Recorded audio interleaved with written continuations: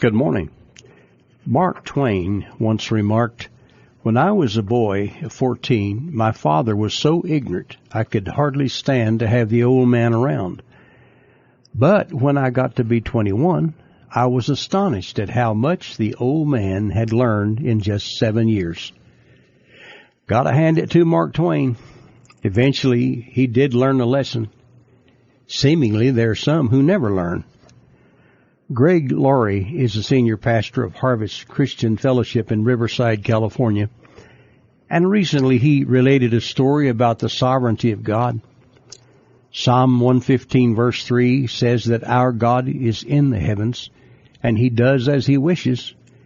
That's a lesson the beggar on the street corner needs to learn, as well as the king in his palace. Those who study history tell us about the morning of the Battle of Waterloo. Napoleon was counting his chickens before they hatched. He stood gazing on the field of battle and described to his commanding officer the strategy for that day's campaign. Then he declared that at the end of the day, England would be at the feet of France, and the Duke of Wellington, who was leading the British forces, would be prisoner of Napoleon. Well. After a pause, Napoleon's commanding officer boldly said, "We must not forget that man proposes, but God disposes."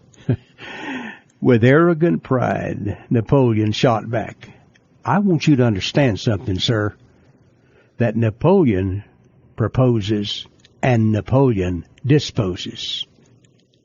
Uh-oh. Commenting on that statement, Victor Hugo said, "After that moment, Waterloo was lost.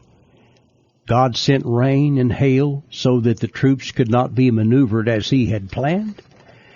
And by nightfall, it was Napoleon who was prisoner of Wellington, and France was at the feet of England."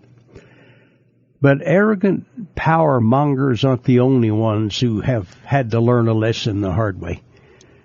Truth is, anything that any man or woman accomplishes in life has been given to them or her as a gift from God. No matter what someone may have discovered or invented, no matter how much wealth someone has amassed, no matter how successful they may have been, their lives were given to them by God. Their intellectual capacities were given to them by God. The beat of their heart was given to them, you guessed it, by God.